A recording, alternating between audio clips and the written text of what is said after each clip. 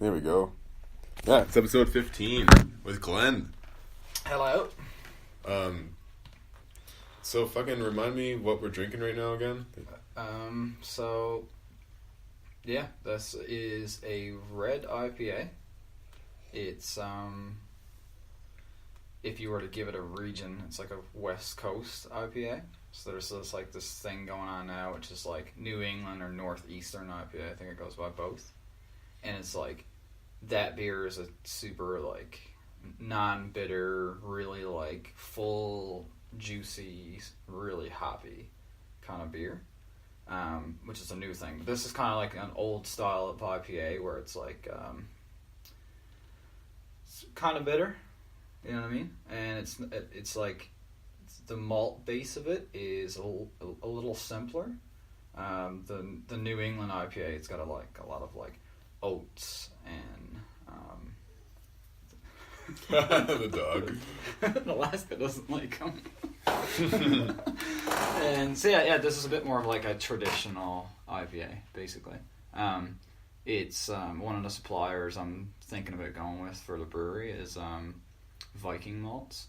Okay. And so like generally when you make a beer, it's like multiple different types of malts to get like the flavor you want. So this was like an experiment of theirs where they were just like, you can use this one malt to get this beer sort of thing. Okay. Right? So I expect, like, because I'm going with them, I've been trying to like design my beer recipes based on the suppliers I'm going to be using in the future. Mm-hmm. You know what I mean? So yeah, like that's basically, it's called Red X malt. Nice. And I just wanted to try to just keep it really simple in that way, but try to use like one ingredient to get the most out of it. Sweet. And if I didn't like it, I was gonna like build it up from there by adding like different types of malts to like kind of get to where I thought the beer was. But first go on that one, I was just like, man, this is delicious. Yeah, I like it. Right on. There's 3 types of hops in there. One's just for bittering, and what's it called? Do you know the names of it? Magnum, yeah, and like you it's almost like same thing as using tea, where you like some teas would get really bitter if you were to steep them, well, it's not exactly it, but you can use the comparison to kind of explain hops. Okay. Like when you're boiling beer, the time when you put the hops in, it's gonna determine the flavors that you get from them. Mm-hmm. So a lot of the chemical compounds that are derived from the hop in the boil are volatile. So it's like, if you boil them for very long, you'll lose all the flavors. So basically, like there's Magnum hops, so put that in right away in the boil, and that's boiled for like 60 minutes. So most of the flavor and most of the aroma is gone, but you get like a bitterness from it. Okay. Which helps balance the beer from its sweetness. Mm-hmm. And then when the boil's almost over, or when you turn the boil off and the beer cools down a little bit, you throw in another pile of hops, and you'll actually capture all the like essence of the aroma. It'll actually fuse into the beer and stay. And so you'll ferment the beer then, and then after the fermentation, you can actually throw hops in again, and you won't get a lot of the flavor, because the flavor kind of comes out when the beer is at a warmer temperature after the boil, but you'll actually get like aroma from that. Like not flavor, but just particularly aroma. Like the scent. And wow. That plays in a major way. Like if you were to get, so the other 2 hops, and the reason I'm explaining this, the other 2 hops are all what's called late hopping. Late hopping? Yeah. So it's Amarillo and Citra. Citra is a very popular hop. And so those 2 hops are basically more so what you're tasting there when it comes to the hops. And so those are just names of the plants that the hops come from? Or it's just a variety of hop. Yeah, okay. It's just a certain variety. Then those 2 are American varieties. And what's the Magnum one? I think like even the common American varieties, they still have an origin, like a European origin, just because that's kind of where brewing came from. Yeah, you know what I mean? Isn't beer just one of these ancient drinks? Like, didn't the Egyptians have beer? Yeah, man. Yeah, it's just crazy. They actually, and I'm not even going to say they think, they know, because they have some pretty hard evidence of it, that people were generally nomadic until they start growing barley. Really? And then they realized that they needed to stay in one place and tend to the land. And apparently that was the birth of agriculture, was actually the cultivation of barley. And then what else can you use barley for? Bread. Yeah. Yeah.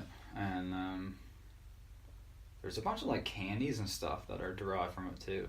Weird. Yeah. You can make whiskey with it. Yeah. So, well, man, it's crazy watching some of these animal documentaries where it shows these animals eating for fruit that ferments in their stomach, like African animals. Exactly. Yeah. It makes me think. And then dolphins apparently will just bat around at pufferfish, so they release a small amount of toxin, just enough to get you a little baked, apparently. Oh, really? And then they have documented some of these dolphins just staring at the reflection in the surface of the water. And so I'm just thinking about how primordial of a thing it might actually be to inebriate yourself. Exactly. Yeah. Yeah. Yeah. Like it's kind of weird. Well, where like if you think about that fact of the reason why we stopped being nomadic, or at least in that area of the world. Who knows? This could be all disproven tomorrow. You know what I mean? Of course. But the reason why we stopped being nomadic was to further our not evolution, but the emergence of agriculture, I guess. Mm-hmm.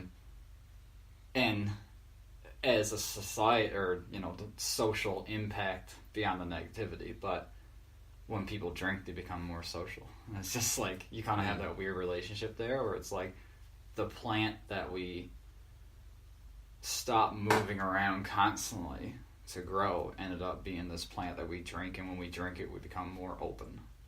Yeah, isn't that something? Yeah, it's weird.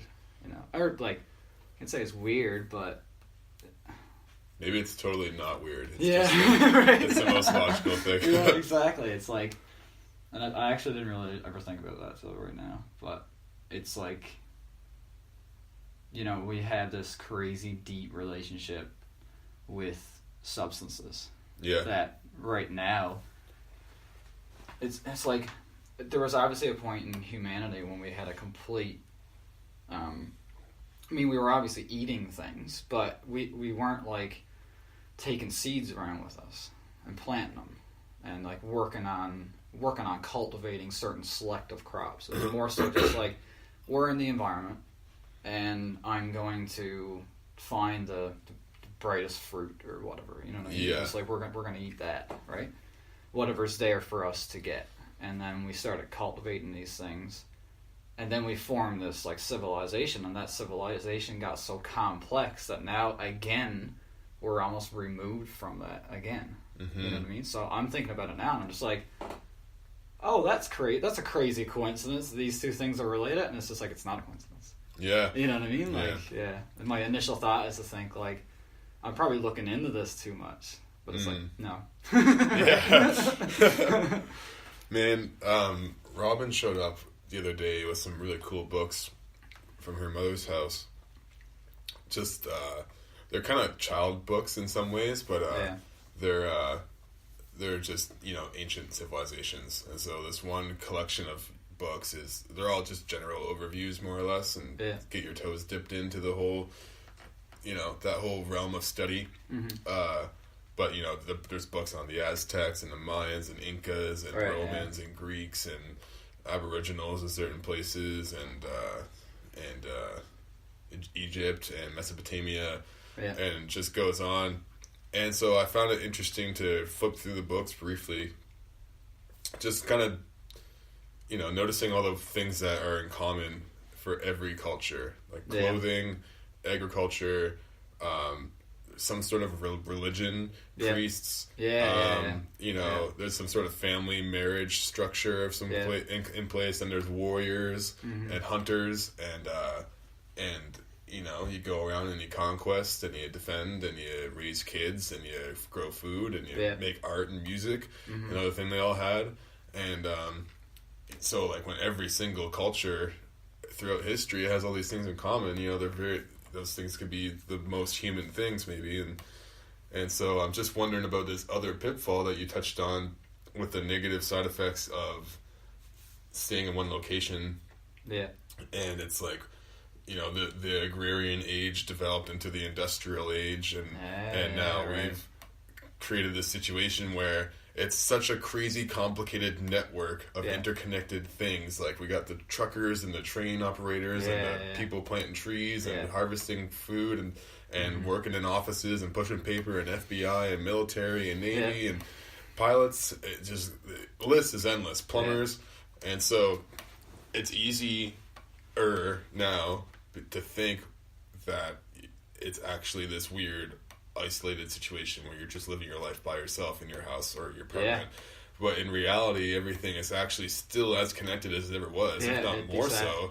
And it's just, you know, you're inside your little car, and so it's easy to get road rage with that person, even though everyone you're surrounded with in the city is doing something that we all need them to do, if it's working properly, and you can debate that for sure. But so I'm just kind of wondering about a potential solution for things like, you know, that weird disconnect from the grander whole that everyone feels.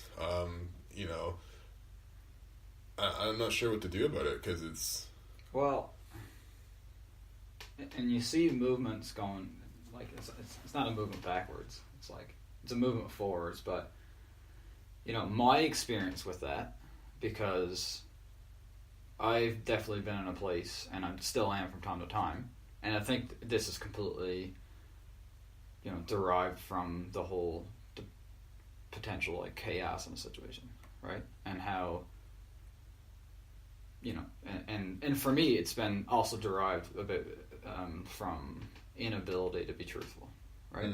But I have been, and definitely, you know, from time to time, and am in a place where it's like I'm secluding myself, right? And, you know, sometimes it's fearful, and sometimes it's, you know, sometimes it's honest, because I'm just like, there's a genuine, I can't say evil, but there's something in humanity that has a propensity to just fucking destroy everything, right? And it's there. Well, whether it's in our relationship with one another, and it's not really in us, I'm not sure. You know, like, maybe it's like... Well, do any of us exist without a relationship with others? Right, well, we wouldn't, no, right? So it's like, you know, so I guess where I'm trying to get with that is, like, my experience with music and brewing has started as... this is a thing I can do by myself. Just, you know, I like being out in the world. Like, before I played guitar, I was playing hockey. And I was just like, it's not a fair game. You know what I mean? It's like, in the confines of that, there's abuse and there's violence. So it's not okay. Outside of the game, which is fine. Like, it's the one sport where they'll just let you fist fight in the middle of the game. and maybe there's something to that, because, like, you know, I think it's awesome. I think they should fucking the UFC should hook up an ice octagon. Maybe I heard you say that before, but I've definitely thought it before. Right? So it's like, so when I found, this is kind of a long thing to clue up. But this is what podcasts are for, right? Yeah. So when I found guitar, I was like, perfect. This is this thing I can do in my room by myself, and I don't have to play the rules. You know what I mean? Mm-hmm. I can just be here with myself and work on this thing. And because I was a pretty troubled person when I was younger, and I seemed to be thinking some things that other kids weren't thinking, or at least maybe they were. You know what I mean? But it was just like, I definitely felt like very withdrawn from society, right? Mm-hmm. So, like, you know, music was kind of my vehicle. And, like, through, like, exploring music, I ended up being like, oh, you play music too? Let's do this thing together. And, you know, and then I became a part of this huge counterculture that's probably derived from people who are kind of like me. Yeah. We're kind of seeing the cracks and the faults in who we are and the way we think and sometimes ourselves. And, you know, and then brewing for me was 100% that as well, in a sense of, like, this thing I could do on my own. And then, you know, after a couple of years of